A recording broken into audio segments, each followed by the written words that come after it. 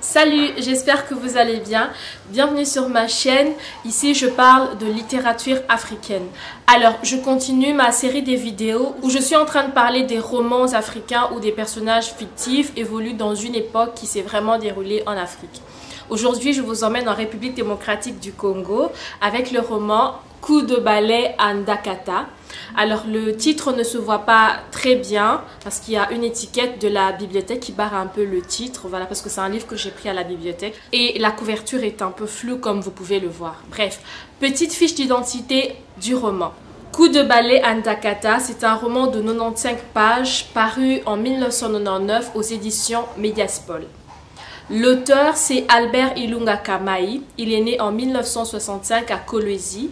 Il est licencié en langue et littérature française. Il a été professeur au lycée Odari à Lubumbashi, puis au lycée Tuyakumpala de Mbujimaï. Aux dernières nouvelles, il vit à Lubumbashi. Il n'y a pas vraiment de synopsis à proprement dit, c'est-à-dire ils ont pris juste un extrait du roman qu'ils ont mis derrière, c'est pas vraiment un résumé du livre, donc je vous fais un petit résumé. Ce roman parle de l'épuration ethnique qui s'est déroulée au Katanga dans les années 90. Katanga, c'est une province de la République démocratique du Congo. J'en parle d'ailleurs dans ma vidéo où je parle de la guerre de Shaba, voilà. Donc ce roman parle de l'épuration ethnique qui s'est déroulée dans cette province. Donc ce roman est une sorte de témoignage, comme le dit le personnage principal du roman lui-même. C'est un moyen de mettre des mots sur le carnage qu'il y a eu. Ce roman est donc une sorte de catharsis. Avant de vous parler du roman en détail, je vais vous expliquer ce que c'est que l'épuration ethnique. Alors, l'épuration ethnique désigne le fait de vouloir créer des zones géographiques à homogénéité ethnique. Cela peut se faire par la violence, par la déportation ou par le déplacement forcé. Et dans le cas de l'épuration ethnique qui a eu lieu dans les années 90 au Katanga, tous ces trois moyens ont été utilisés.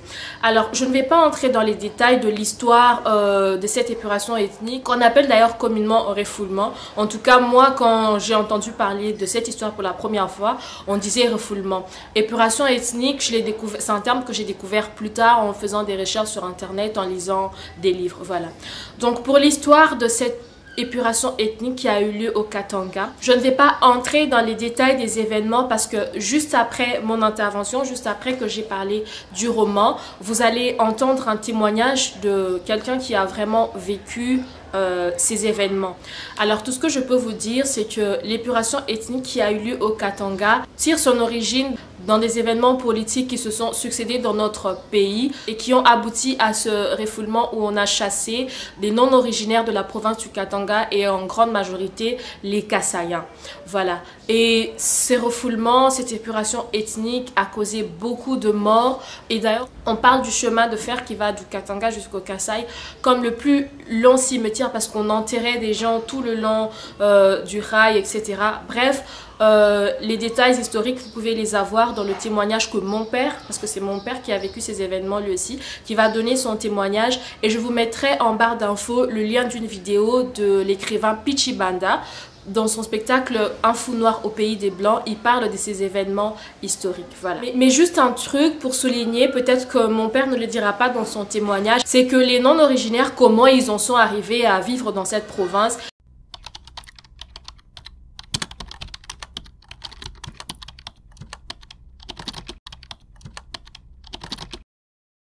On rentre un peu dans l'histoire.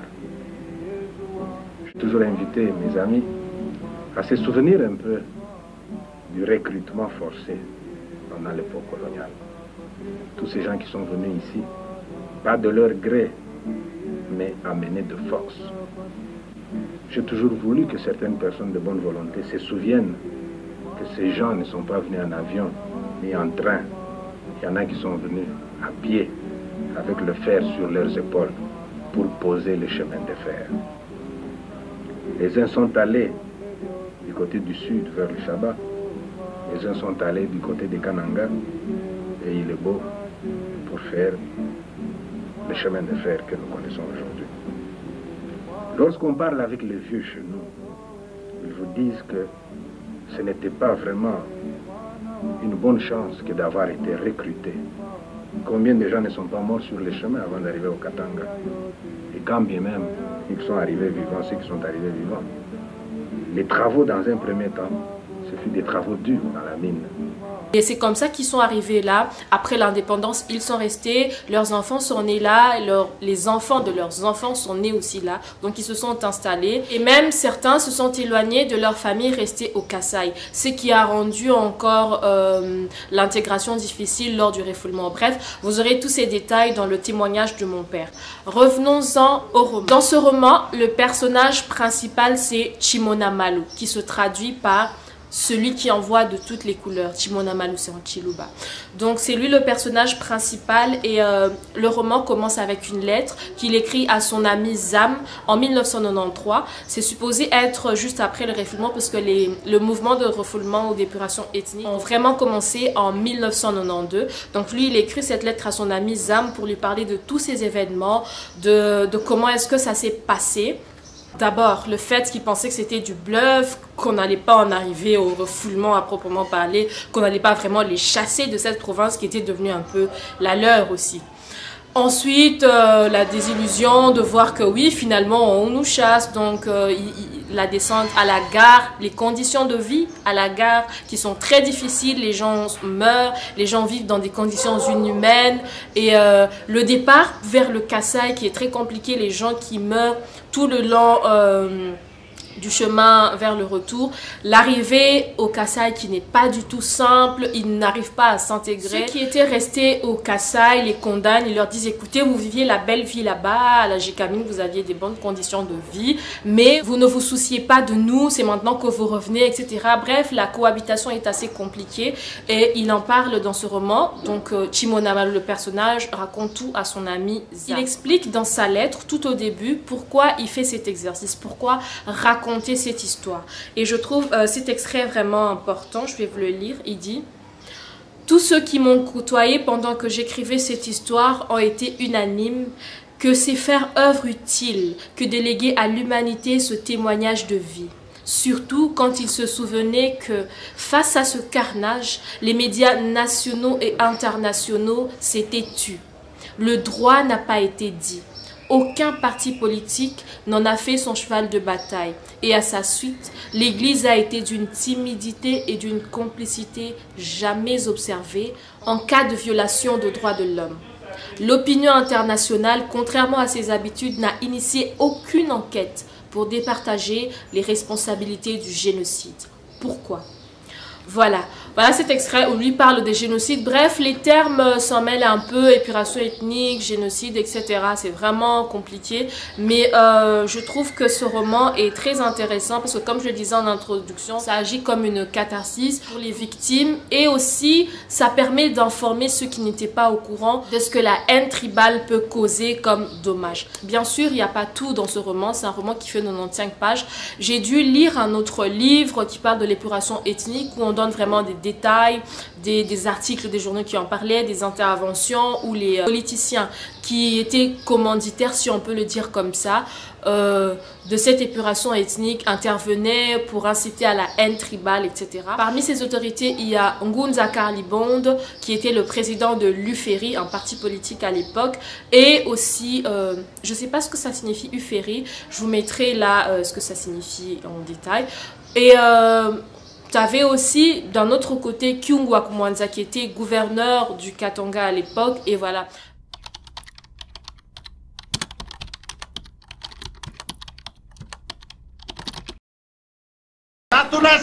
Tu l'as répété, Etienne Tshisekedi et les siens, ce sont des biloulous. Libalani, babiloulou. Tunaitika politiki yako ya kusema musiki tuna prefere de loin kusikilizana na Mobutu ke kuitika domination ya Bakasai hapa peto hapa tunakatala. Ils ne sont pas cités dans le roman, c'est dans le livre que j'ai lu sur YouScribe, que je vous mets là, sur l'épuration ethnique, où ils sont vraiment cités, on donne des détails. Dans ce roman, par contre, l'auteur essaie de nuancer. Déjà, quand il dit coup de balai à Ndakata. Je ne sais pas pourquoi l'auteur du roman, lui, il met Ndakata au lieu de Katanga. Parce que tout au long du roman, il faut le signaler qu'il change un peu les noms. Les noms sont changés. Je suppose qu'il voulait dire Katanga, je ne sais pas, peut-être ou pas. Mais d'un autre côté, il y a le fait que Kasai n'est pas vraiment Kasai, c'est toi qui dois comprendre, et encore il faut que tu sois au courant des événements. Et tu as plein de noms qui ont changé. La Gécamine, l'Union minière, n'est pas vraiment l'Union minière, c'est un autre nom, là, je ne sais pas le retrouver. Mais bref, il change un peu les choses. Peut-être parce qu'à l'époque, il avait peur de représailles, je ne sais pas, mais j'aurais bien aimé que les noms soient vrais. C'est vrai que c'est un roman, c'est fictif, mais quand même, c'est tiré des faits réels, alors ça aurait été bien que les noms ne changent pas. Voilà. Alors, je vais vous laisser écouter le témoignage de mon père qui a vécu ces événements du refoulement. Je trouve que c'est important qu'on en parle parce que depuis un moment, dans notre pays, en République démocratique du Congo, il y a un regain il y a une sorte de haine tribale qui renaît. Et moi, je pense que c'est important pour les victimes. C'est important d'en parler pour les victimes, pour qu'ils puissent extérioriser leurs souffrances, et pour les autres, pour qu'ils puissent comprendre que la haine tribale peut causer beaucoup de pertes en vies humaines et laisser des séquelles psychologiques très graves. Je trouve vraiment dommage d'ailleurs qu'à l'école, on n'en parle pas, à l'université non plus. Et moi, j'ai entendu parler de cette histoire quand je suis allée vivre chez ma grand-mère à Mbujimaï. C'est elle qui m'a raconté comment elle a souffert parce qu'elle était déjà veuve à l'époque où le refoulement est arrivé. Et moi, elle a souffert pour rentrer au Kasaï avec certains de ses enfants, comment c'était vraiment difficile pour elle. Et c'était la première fois que je l'entendais parler, j'avais 11-12 ans. Et plus tard, j'ai attendu qu'on nous en parle à l'école, rien, à l'université, rien du tout. Il n'y a même pas une journée pour se remémorer ces événements-là. Je trouve que c'est vraiment dommage, ce silence général, on dira. Donc pour en entendre parler, il faut peut-être tomber sur un article par hasard ou tomber sur la vidéo de Pichi Banda ou tomber sur une vidéo comme celle-ci. Je trouve ça vraiment dommage parce que à l'heure où la haine tribale commence à prendre encore de l'ampleur dans notre pays, je pense que c'est très important de rappeler ces faits historiques pour faire comprendre aux gens que les conséquences peuvent être très graves. Quand je parlais des séquelles psychologiques par exemple, ceux qui ont été refoulés, qui ne sont pas morts. Mais imagine, toi, tu enterres ton père, tu enterres ta mère, tes frères et sœurs, tu restes par exemple le seul de ta famille, juste à cause de ces événements du refoulement, et tu n'as personne à qui en parler. Et imaginez ce que ça peut faire que tout le monde fasse comme si ça ne s'était jamais passé, comme si ça ne comptait pas, et qu'en fait, tu entendes encore une marginalisation sur base des ethnies. Voilà. Que ce soit les Luba qui sont marginalisés, ou les Yaka qui sont marginalisés, ou les Yandi, les Lokele. Bref, je suis contre la marginalisation et je pense qu'on devrait vraiment mener des campagnes pour lutter contre ça. Ça ne fait que nous retarder et retarder notre développement en tant que pays.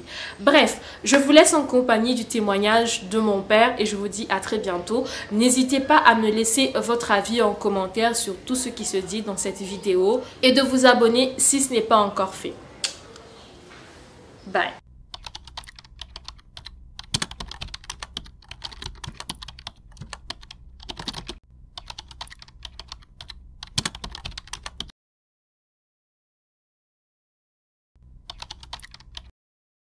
Je réponds au nom de M. Abdon Michel Loukoussa. Je suis fonctionnaire de l'État congolais. Je suis ressortissant de la communauté des Kasaïens qui ont évolué au Katanga et qui ont quitté le Katanga dans les années 92 suite aux événements du refoulement. Donc je suis un enfant des parents qui ont travaillé à la Gécamine, jadis union minière du Haut-Katanga.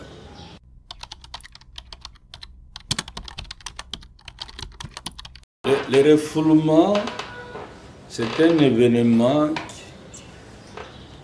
qui nous a frappé suite à un concours de circonstances qui a accompagné la perestroïka, le vent de la démocratisation des années 90, lorsqu'on devait partir du monopartisme vers le multipartisme. C'est le 24 avril 1990 que le président d'Isaïr, Mobutu Sese Seko, avait mis fin au monopartisme pour proclamer le multipartisme. Alors, le multipartisme avait commencé et les forces vives de la nation qui étaient favorables en majorité à l'opposition se sont alignées presque derrière les leaders opposants de ce moment-là, Étienne Tshisekedi. Et il y avait d'autres politiciens, les leaders locaux du Katanga, du Shaba, comme Ngouz Akarlibonde et Kyungwa Kumwanza. C'était aussi les compagnons de Tshisekedi dans ces premiers mouvements d'opposition, dans l'effervescence de l'avènement du multipartisme. Alors, dans les années 91, fin 91 vers 92, l'opposition a négocié avec Mobutu et Mobutu a décidé de donner à l'opposition la primature. Et on a nommé Étienne Tshisekedi Premier ministre. Malheureusement, au jour de l'investiture, il y a eu un couac. C'est-à-dire le Premier ministre nommé Étienne Tshisekedi n'a pas apprécié certaines mentions qui étaient mises dans le procès verbal d'investiture. La mention qui disait président Mobutu garant de la nation. Alors il a biffé, il a barré ces mentions-là, annulant par ricochet les PV. Et on a dit que comme il a barré, il a falsifié les documents officiels, donc il n'y aura pas investiture. On l'a refusé de l'investir. L'opposition a décrété une grève générale sur l'étendue de la République pour réclamer l'investiture du Premier ministre nommé. Nous, quand on était au Shaba, l'opposition a envoyé des leaders locaux pour aller lancer le mot d'ordre de grève. Et pour nous, au Shaba, Katanga, c'est les leaders Kyungwa Kumwanza et Ngouz, les leaders katangais qui sont venus lancer les mots d'ordre. Ils nous ont demandé, bon, nous on était des enfants, des jeunes, des adolescents, mais on a demandé aux forces vives d'observer une grève pour revendiquer la réinvestiture du Premier ministre Tshisekedi. Et les mots d'ordre étaient essentiellement adressés aux travailleurs de la Gécamine, qui était une grande société du pays en ce temps-là. Et alors, la grève a commencé répondant au mot d'ordre lancé par Kyungwa Kumwanza et la grande délégation qui était arrivée. La Gécamine a fermé les portes et on était allé en grève. Alors à Kinshasa, il s'est passé quelque chose de politique où il y a eu un rapprochement entre Ngouz, Akarlibonde et Kyungwa Kumwanza. Ils ont eu un rapprochement avec Mobutu. Mobutu leur aurait promis quelque chose s'ils pouvaient faire arrêter la grève. Parce que la grève était vraiment une pression sur le régime de Mobutu. Et au regard de ces négociations-là, une semaine après, on a convoqué un autre meeting au Katanga, à Lubumbashi, à la grande poste de Kolosi. C'est Kyungwa Kumwanza qui revient et il dit non, mes chers Katangais, nous sommes naïfs. Les Kassaïens nous ont trompés. Chez eux, l'AMIBA fonctionne. Et nous, naïfs que nous sommes, la Gécamine ne fonctionne pas. Parce que nous voulons aider Tshisekedi, leurs frères. Alors, nous savons bien que les Kassaïens qui sont majoritaires dans les usines de la Gécamine peuvent vous intimider. Parce que la plupart sont des contremaîtres, cela veut dire que des chefs d'équipe. Alors, nous devons mettre fin à cette naïveté. À partir de demain lundi, tout le monde, nous reprenons le travail, nous arrêtons cette naïveté des Katangais. S'ils osent nous intimider, et Kassaïens, nous allons leur donner 48 heures pour qu'ils puissent rentrer chez eux. Donc, il avait utilisé un langage imagé, il dit que non, on va enduire le ventre de graisse et on va les faire glisser sur les rails. Ils vont tous partir. Celui qui a sa maison devra mettre des roues et partir. Alors, il y a eu une fissure dans la communauté. C'est en ce moment-là que nous nous sommes rendus compte qu'il y avait une différence entre nous. Parce qu'on vivait dans les quartiers, on était mélangés, Katangais, Kassaïens, Kivusiens, les gens du Maniema, même les Rwandais qui étaient venus travailler à Jekamine, on était vraiment mélangés. On vivait, c'était une société cohérente, on vivait dans la cohésion. Là, au meeting, on était allés tous unis. Au retour du meeting, c'était des groupes séparés. Les Katangais en train ils étaient enthousiastes de vouloir désormais remplacer les Kassaïens au poste de commandement. Et les Kassaïens rentraient un peu déçus. Ils ne comprenaient pas pourquoi Kyungo Komanza avait changé. Et pourtant, c'était bien, l'opposition était unie. Alors, la fissure a commencé. La méfiance s'est installée. C'était des colibés. Des groupuscules. Ah, ils sont Kassaïens. Ah, ils sont Katangais. Donc, on s'est rendu compte qu'on était différents. Alors, la méfiance s'est cultivée. Plus tard, Ngouz Akalibond a été nommé Premier ministre en remplacement de Tshisekedi. Les Katangais ont chanté la joie et les Kassaïens, tristes, ruminaient. Parce que la politique, depuis un temps, la politique au Congo ou au Zaïre, il y a aussi les facteurs tribus qui jouent. Donc il y a souvent les accointances tribales. Les gens ont tendance à suivre les leaders de leur tribu. De prime abord, c'est plus tard qu'on peut raisonner et apprécier un autre leader qui viendrait d'une autre tribu. Mais de prime abord, vous sentez que chacun s'aligne devant un leader de sa tribu. C'est cette réalité-là qui a fait qu'à la nomination de Ngouz, les Katangais ont chanté. Et là, c'était l'IFERI. Le parti de Ngouz, c'était l'IFERI, l'Union fédérale des républicains indépendants. Et les chansons qu'on chantait là, en Swahili, on chantait Benzenubote Mouiferi Mounabakia Bichelewe. Ça veut dire que tous vos amis ont adhéré à l'IFERI. Vous êtes délaissés pour compte. Et les Kassaïens étaient assis dans le noir, dans leur maison, en train de ne pas comprendre comment cette trahison-là, comment cette déception-là. Ainsi, Ngouz a géré ce gouvernement-là pendant que la conférence nationale souveraine continuait. Parce que c'était la période où on a convoqué la conférence nationale souveraine pour fixer les grandes lignes de la nouvelle république avec le multipartisme. Un peu plus tard, la méfiance s'est cultivée. Il y avait un pourrissement. Les gens se séparaient de plus en plus. Même les divorces, on observait même des divorces. Ce sont des amitiés qui étaient rompues. Mais les plus fidèles restaient unis. Les plus fidèles restaient unis. Les mariages Kassaïen-Katangais, il y a d'autres qui sont restés unis jusqu'à aujourd'hui. Des amitiés, quelqu'un qui avait un ami Katangais, lui qui était Kassaïen, ils sont restés amis. Ils ont aussi bravé cette pression-là. Mais les plus faibles ont cédé à la pression. Et il y a eu des divorces et des séparations comme ça, à cause de cette méfiance-là. C'est plus tard dans les années 92, pas les années, l'année 92, quand à l'issue de la conférence nationale, maintenant, Tshisekedi va être élu Premier ministre.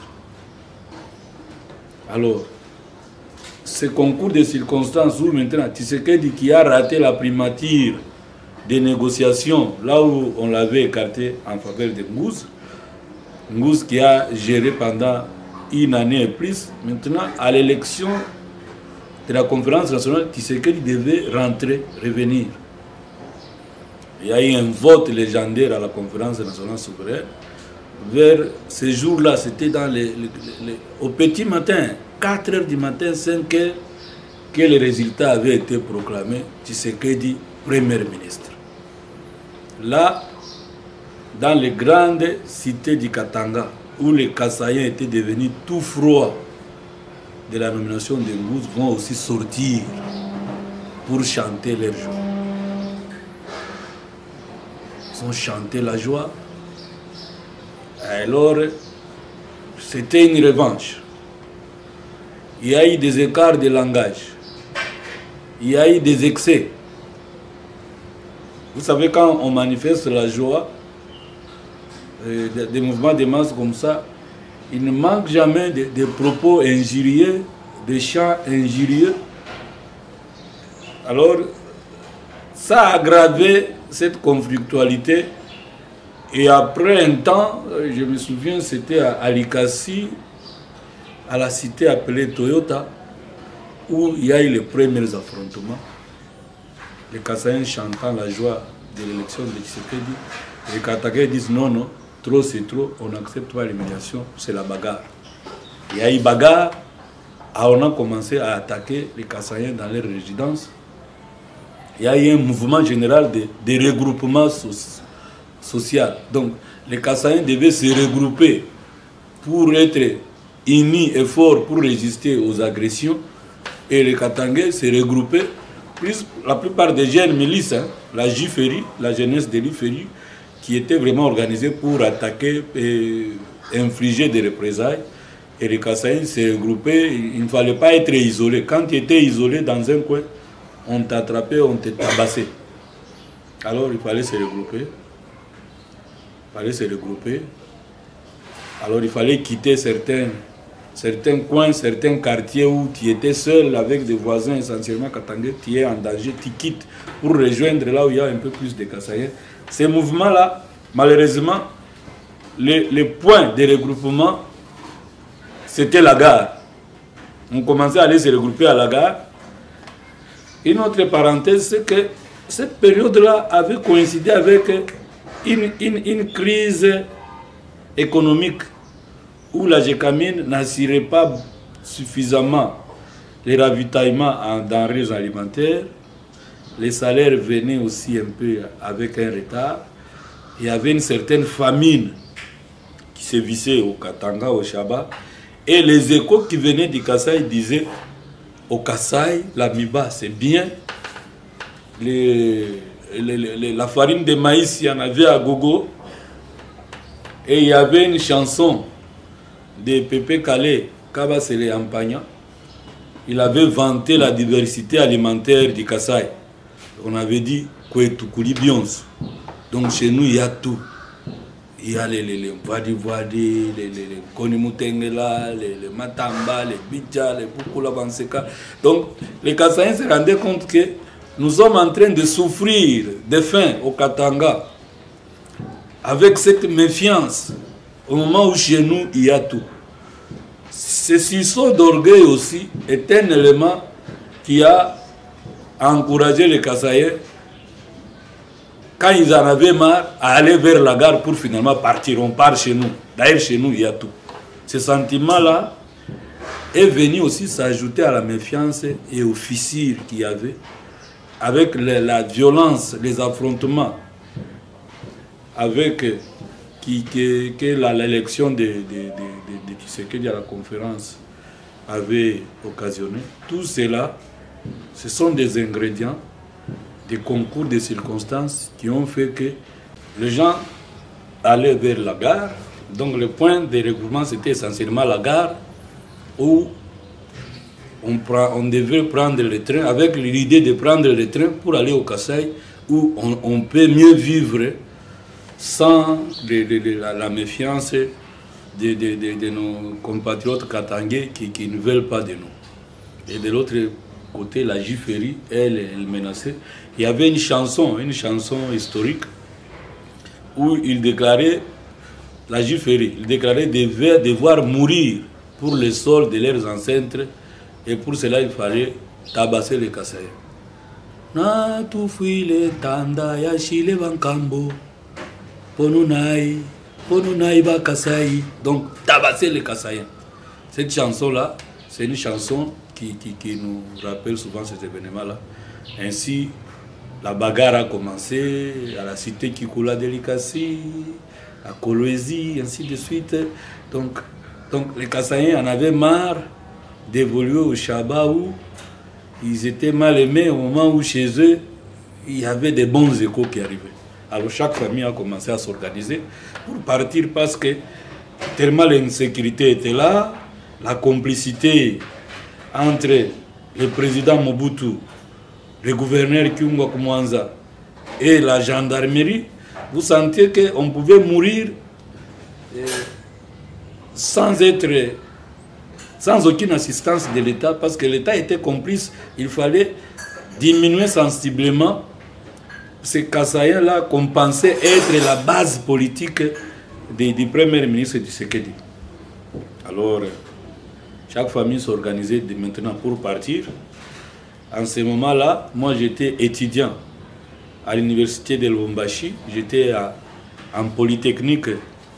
Je suivais la filière chimie appliquée, chimie agroalimentaire, l'ISCA de la polytechnique à Linilu. Et ma maman était à Kolwezi avec mes frères. Comme j'étais déjà orphelin de père, j'ai reçu l'appel de ma mère. Elle dit que non, il faut venir à Kolwezi. Nous devons organiser pour partir. J'ai quitté Lubumbashi, je suis arrivé à Kolwezi. On a fait une réunion de famille à la maison. La maman a dit, je connais les Kasaï, si nous y allons, nous tous, si j'amène tous mes enfants là-bas, vous risquez de perdre la jeunesse. Moi, je vais aller me battre en Bujima et au Kasaï avec les plus petits. Mais vous deux, l'aîné, mon grand frère et moi-même, vous devriez partir à Bukavu, où votre oncle travaille dans l'armée.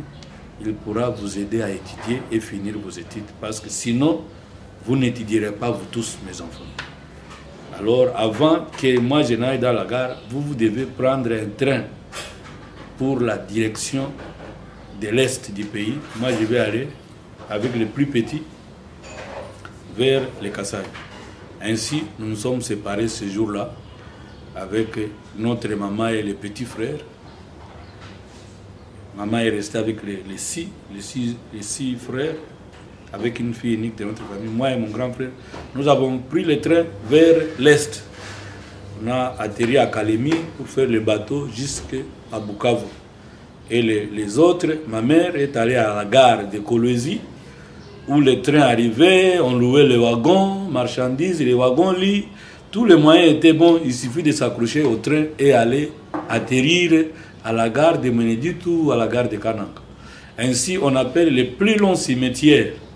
Parce que de Lubumbashi, de Fungurume, de Kolwezi, Fungurume, Tenke jusqu'à Meneditu, Kananga, c'est à peu près 1000 à 2000 km de gares en gare où les gens s'arrêtaient, faisaient des escales, où les gens mouraient de faim, de dysenterie, de tout. On enterrait, dans chaque gare, on enterrait à côté du rail. On enterrait à côté du rail. Ainsi, on parle du plus long cimetière. Et quand nous sommes arrivés à Bukavu, il n'y avait pas encore de téléphone en ce moment-là. Après 1 mois, 2 mois, on recevait des lettres de ceux qui étaient allés au Kasaï, des souffrances qu'ils ont connues, parce qu'au Kasaï, c'était encore une désillusion. Chez nous, au Kasaï, on nous a appelés Benakatang, pour dire les ressortissants du Katanga. Nous avions une culture à part. Nos frères qui étaient les autochtones du terroir, ils ne nous ont pas accueillis très facilement. Il fallait encore un combat d'intégration qui n'a pas été facile.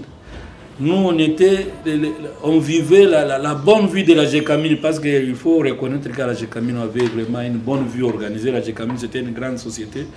Et beaucoup de nous n'ont pas résisté à ces changements brusques-là.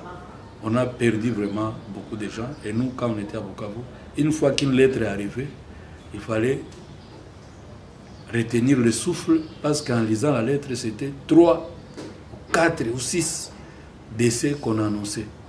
Et les plus mauvais souvenirs, c'est un cousin où on avait reçu la nouvelle qu'il est mort à cause d'un grand foufou qu'il avait mangé. Le foufou, c'est une pâte de maïs que nous mangeons chez nous ici. Alors lui, il avait fait des jours sans manger. Il a trouvé un travail de domestique. Après avoir trouvé, voilà, il y a les gros foufous là que tu vas manger comme tu as faim. Il avait tellement faim qu'il a mangé ces foufous là. Il a tellement mangé, il s'est rassasié, il s'est endormi et il est mort. Donc on peut mourir du foufou quand on a passé beaucoup de jours sans manger. C'est ça, les très mauvais souvenirs que nous gardons de ces événements-là. Et un peu plus tard, en quittant le Katanga, ça nous a ouvert d'autres horizons. Nous sommes adaptés à vivre sans la Gécamine, loin de la Gécamine, et à envisager autre chose. C'est un concours de circonstances où nous nous sommes retrouvés aujourd'hui. Moi, par exemple, je suis fonctionnaire de l'État. Je suis un haut responsable de la fonction publique. Et personnellement, je considère comme si la volonté de Dieu avait voulu que je parte pour devenir ce que je suis aujourd'hui. Donc, à toute chose, malheur est bon.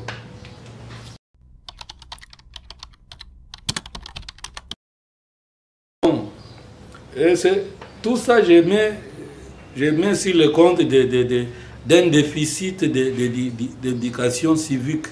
Il faut vraiment qu'il y ait un programme national d'éducation civique. C'est le civisme des Congolais qu'il faut améliorer. Les responsabilités sont partagées. Il y a des gens qui veulent bien essayer l'extrémisme tribal. Donc, il y a des Balouba extrémistes qui pensent que tout celui qui n'est pas Moulouba n'a pas de valeur. Et il y a d'autres extrémistes qui pensent qui osent dire que le Moulouba est un homme à abattre. Mais moi, de tous les souvenirs que je peux garder ayant été victime du refoulement tribal du Katanga, j'ai beaucoup plus développé l'attitude de la modération. J'ai compris que l'extrémisme ne paye pas. Il faut agir pour valoriser la différence. La différence tribale, la différence culturelle doit être considérée comme une richesse de complémentarité. Les Wewa, ils nous aident à Kinshasa, par exemple, partout où il y a les Wewa, ils facilitent les transports. Les gens qui ont des courses rapides, ils sont satisfaits avec la prestation des Wewa. Alors, il faut qu'on change les attitudes. C'est ça le civisme dont je parle. Par exemple, les refoulements des Kassaïens, les conséquences économiques, c'est quoi? La Gécamine a été amputée de sa main-d'œuvre importante. Donc, du jour au lendemain, 80% de la main-d'œuvre est partie. Et la société est tombée en faillite. On n'a pas su remplacer cette main-d'œuvre. On ne peut pas remplacer une main-d'œuvre brusquement partie comme ça. Donc, on a toujours besoin de tout le monde. La différence culturelle que nous avons ici au Congo, c'est une richesse. Alors, il est stupide, permettez-moi le terme, est stupide quiconque qui pense qu'un autre qui n'est pas de sa tribu est moins que lui. Moi, j'ai toujours été content de découvrir quelle est la richesse culturelle qu'on peut trouver chez les Bangala, chez les Bashi, chez les Banyamulenge, chez tous ces mondes-là. Les Congolais doivent apprendre à bénéficier des savoir-faire des autres. Les Tutsis Congolais, moi je sais qu'ils nous produisent du fromage à l'Est. N'en déplaise à qui ils les détestent. Et les Wewa, ils nous aident dans les transports. Et il y en a qui nous font de la bonne musique. Les lingalaphones, c'est la bonne musique. Et ça, c'est important. C'est pour cela, même jadis, une fois j'ai eu à être candidat député national, j'avais lancé un mot d'ordre. C'était en la langue tété, là j'avais dit Otoche Ekoomba, pour dire tout homme est important. Aux tribalistes, j'ai dit, vous vous trompez, tout le monde est important. Même ceux qui ne sont pas de votre tribu, ils sont importants pour le Congo. C'est ça l'union même, l'union sacrée du président Félix. Ça doit aller vers là-bas. Otoche Ekoomba, tout le monde est important. Je vous remercie. Je vous souhaite bonne chance, bonne réussite dans vos entreprises.